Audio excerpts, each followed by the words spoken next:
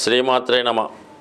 ఈ వీడియోలో మనం మిథున రాశి వారికి డిసెంబర్ 15వ తారీఖు నుంచి 21వ తారీఖు మధ్యలో జరగబోయే వార ఫలాల గురించి పరిశీలిద్దాం.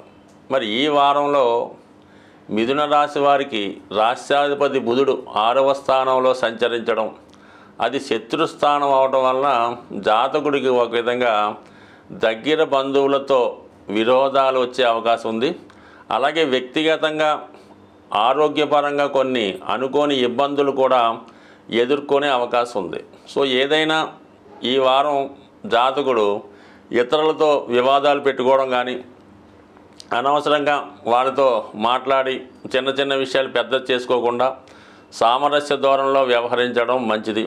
అలాగే ఆర్థిక విషయాల్లో కూడా కొంతవరకు రుణదాతల నుంచి ఒత్తిడి వచ్చే అవకాశం ఉంది. అంటే ఏదో కారణం వల్ల సమయానికి ఇన్స్టాల్మెంటు పే చేయలేకపోవడం కానీ, దాన్ని మర్చిపోవడం కానీ జరగడం వల్ల ఒక విధమైనటువంటి ఆందోళనకరమైనటువంటి వార్తలు వినవలసి ఉంటుంది. ఈ విషయంలో కూడా జాతకుడు అప్రమత్తంగా ఉంటూ ఏమైనా జ్యూసు అలాంటివి ఏమైనా ఉన్నా, మనం ఎవరి దగ్గరైనా స్నేహితుల దగ్గర బంధువుల దగ్గర అయినా చేయబదులు తీసుకొని మర్చిపోయి ఉన్నా అది ఎంబటినే వాళ్ళకి పే చేయడం మంచిది. లేదంటే వాళ్ళు ఏదో విధంగా నిందించే అవకాశం ఉన్నది. అంటే పెద్ద నష్టం అయితే లేదు కానీ ఏదో విధంగా చిన్నగా మనల్ని విమర్శించాలని, మనం తక్కువ చేయాలనే భావనతో మాట్లాడే అవకాశం ఉంది. కాబట్టి సాధ్యమైనంత వరకు చిన్న చిన్న ఏమైనా ఉంటే వాటిని సెటిల్ చేసుకోవడం మంచిది. అలాగే మనకి ప్రస్తుతం వాక్స్థానంలో ఉన్నటువంటి కుజుడు వక్రగమనం ఉండడం వల్ల జాతకుడు చెప్పినటువంటి విషయాల్ని ఎదటివారు వేరే విధంగా అర్థం చేసుకునే అవకాశం ఉంది. అంటే మీరు మంచి చెప్పినా కూడా అది వేరే విధంగా వాళ్ళు అర్థం చేసుకొని మిమ్మల్ని అపార్థం చేసుకోవడం అని నిందించే అవకాశం ఉంది. కాబట్టి జాతకుడు మాట్లాడటంలో ఎంత తక్కువ మాట్లాడితే అంత మంచిది. మాట్లాడే విషయంలో కూడా స్ట్రూట్గా పాయింట్ చెప్తేనే మంచిది తప్ప ఎక్కువగా మాట్లాడటం వలన అనవసరంగా ఇబ్బంది పడే అవకాశం ఉన్నది. బట్ అదే సేమ్ టైం ఏంటంటే జాతకుడికి కొంతవరకు అనూహ్యంగా కొంత ధనం వచ్చే అవకాశం ఉంది. అది ఏదైనా స్థిరాస్తి అమ్మడం వల్ల అవ్వచ్చు, గతంలో మీరు ఉద్యోగం చేసిన విషయంలోనూ ఏదో ఆగిపోయినటువంటి జీతాలు, పిఎఫ్లో బోనస్ లాంటివి ఒకేసారి లంసంగా అమౌంట్ రావచ్చు. లేదంటే మీరు గతంలో ఎవరికైనా రుణం ఇచ్చి ఉంటే వాళ్ళు చక్కగా వడ్డీతో సహా ధనాన్ని మీకు ఇచ్చే అవకాశం ఉంది. లేదంటే పెద్ద మొత్తంలో ఎసెట్ పొందడం వల్ల మీరు ఊహించిన విధంగా ఎక్కువ ధనం రావడం, ఆ వచ్చిన ధనం కోసం కుటుంబ సభ్యుల మధ్య ఒక విధమైనటువంటి అభిప్రాయ భేదాలు, విరోధాలు వచ్చే అవకాశం ఉన్నది. అంటే అది ధనం పంచుకునే విషయంలో కానీ, ఎవరైనా ఆ కుటుంబ సభ్యుడు ధనం అవసరం ఉండి కావాలని కానీ ఈ విధమైనటువంటి అభిప్రాయ భేదాలు ఈ ఆర్థిక సంబంధించిన విషయాల్లో కుటుంబ సభ్యుల మధ్య వచ్చే అవకాశం ఉంది. కాబట్టి జాగ్రత్తగా చాలా వరకు వచ్చిన ధనాన్ని కొంత రహస్యంగా ఎవరికి తెలియకుండా ఉంచుకోవడం మంచిది.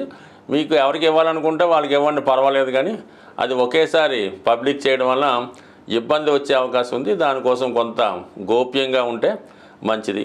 సో అలాగే మరి ఈ సమయంలో మీరు ఏదైనా వచ్చిన ధనంతో స్థిరాస్తి ఏమైనా కొనడం కానీ, మీ కుటుంబ సభ్యులతో కానీ మీ యొక్క ఫ్యూచర్ అవసరాల కొరకు ఏదైనా భూమి స్థిరాస్తి కొనడం దీనికన్నా బెటర్గా ఉండే అవకాశం ఉంటుంది. బట్ ఏదైనా లిక్విడ్ క్యాష్ మాత్రం మీ దగ్గర ఉంచుకోవడం వల్ల ఈ బంధువులతో ఏదో విధమైన విరోధం కూడా వచ్చే సూచనలు ఉన్నాయి. జాగ్రత్తగా వ్యవహరించండి, మంచిది. బట్ ఏదైనా స్థిరాస్తి కొనుక్కుంటే వెరీ గుడ్గా ఉంటుంది. అలాగే పెళ్లి విషయంలో కూడా మరి కొంతవరకు వివాహ సంబంధాల కోసం ప్రయత్నం చేస్తున్న వాళ్ళు కొంతవరకు సరైనటువంటి క్లారిటీ లేకపోవడం, వచ్చిన సంబంధం ఏదో విధంగా రిజెక్ట్ చేసే విధంగా ఉంటుంది. కాబట్టి చాలా వరకు ఈ పెళ్లి విషయంలో ఖచ్చితమైనటువంటి అభిప్రాయం తీసుకుంటే తప్ప వివాహాలు వాయిదా పడే సూచనలు ఉన్నాయి. అలాగే భార్యాభర్తల మధ్య కూడా ఏదో విధంగా అవగాహన లోపం కానీ, అభిప్రాయ భేదాలు కానీ వచ్చే అవకాశం ఉంది. చిన్న చిన్నగా ఉంటే తప్ప పెద్దగా ఏమీ విడిపోయేదాకా ఇంకో రకంగా ఉండవు.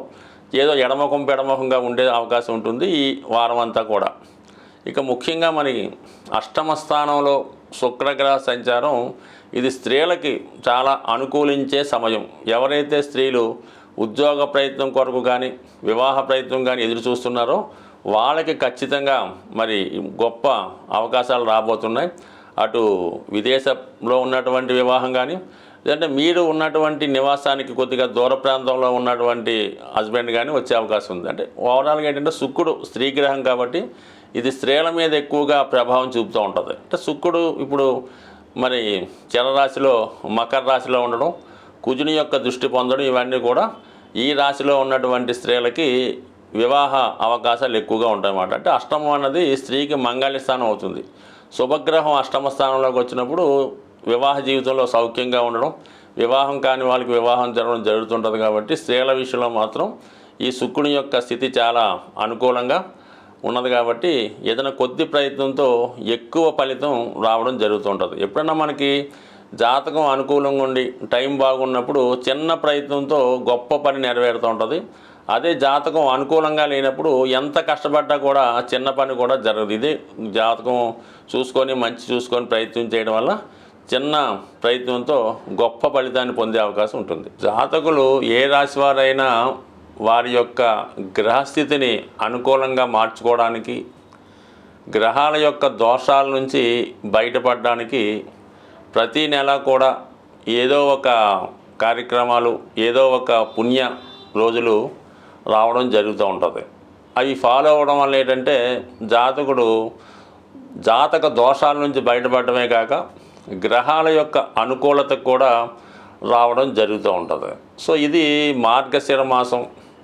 మనకి ఈ మార్గశిర మాసంలో వైష్ణవ దేవాలయాలు, విష్ణుమూర్తి దేవాలయాలు, వెంకటేశ్వర స్వామి దేవాలయాలు దర్శించడం వల్ల జాతకుడు ఎక్కువ ఫలితాన్ని పొందడం జరుగుతూ ఉంటుంది. ముఖ్యంగా విద్యార్థులు, వ్యాపారస్తులకి ఈ మాసంలో మీరు ఏదైనా ఒక వైష్ణవ దేవాలయంలో, వెంకటేశ్వర స్వామి టెంపుల్లో విధి విధానంగా అర్చన చేయించుకోవడం కానీ, ఎక్కువగా స్వామికి ఇష్టమైనటువంటి తులసి దళాలు మాల ఇవ్వడం కానీ, తులసి దళాలతో పూజించడం కానీ చేయడం వల్ల జాతకుడికి అంటే మరి విష్ణు భగవానుడు తలుచుకుంటే అన్ని రకాల సౌకర్యాలు ఇవ్వగలడు.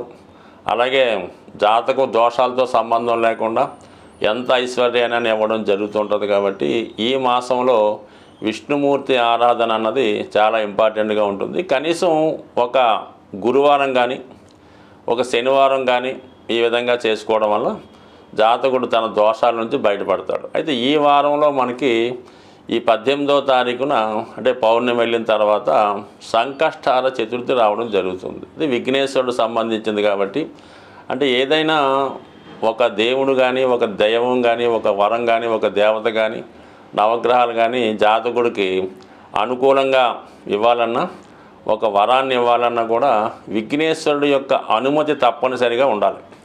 విఘ్నేశ్వరుడికి అనుమతి లేకుండా ఎవరో ఏ దేవత కూడా జాతకుడిని అనుగ్రహించలేదు. అలాగే జాతకుడు కూడా ఫలితాన్ని పొందలేకపోతుంటాడు. అందుకని భగవంతుడు ఇచ్చినవి మనకు పొందాలంటే కంపల్సరీగా విఘ్నేశ్వర ఆరాధన తప్పనిసరి. మరి ఈ నెలలో వస్తున్నటువంటి సంకష్టాల చతుర్థి రోజు మరి విధి విధానంగా వినాయకుడిని గరికతో అర్చించడం కానీ, ఉండ్రాళ్ళతో హోమం చేయడం కానీ, అంటే సాధారణంగా ఉదయం పూట చాలా దేవాలయాల్లో హోమం చేస్తూ ఉంటారు. ఈవినింగ్ మరి సాయంకాలంలో అభిషేకం చేయడం జరుగుతూ ఉంటుంది. ఈ అభిషేకం చూడడం వల్ల కూడా దోష పరిహారం అవుతుంది. కాబట్టి చేయలేని వారు అభిషేకాన్ని వీక్షించడం, అది కుదరని వారు ఇంట్లో గణపతి ఫోటో ముందు గరికతో కనీసం అష్టోత్తరంతో పూజ చేసుకున్న శీఘ్రంగా చిన్నగా పూజ చేసిన కేవలం సంకల్పం మాత్రాన అనుగ్రహించే దేవత